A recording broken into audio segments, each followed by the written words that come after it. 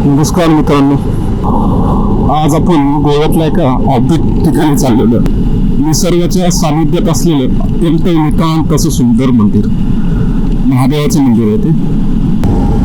Honda गावाकडे जाणारा रस्ता तुम्हीच पहा किती सुंदर आहे.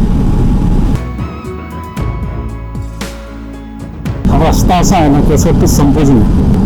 भगवान महावीर वाईल्ड सँच्युरीमध्ये पोहोचलोय. तर वाईल्ड लाईफ सँच्युरीमधूनच मंदिराकडे जाणारा रस्ता आहे. मागे बोर्ड लावला होता एक, या वाईल्ड सँच्युरीमध्ये पहिला हक्क इथल्या प्राण्यांचा, आणि अगदी बरोबर आहे, हे त्यांचं घर आहे. आपण इथे आता पाहुणे म्हणून आलेलो आहे. फायनली आपण येऊन पोचलेलो आहे. एवढ्याला 20 रुपयाला.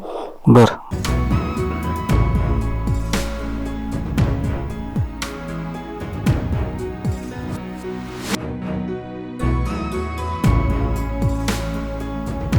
हे तांबडी सुर्लाचं असं एकमेव मंदिर आहे जे त्यांच्या नासधुशीच्या तडाख्यातून वाचलं. दूर जंगलात अशा ठिकाणी वसवलेलं आहे की तिथपर्यंत पोर्तुगीजांची नजर पोचू शकली नाही.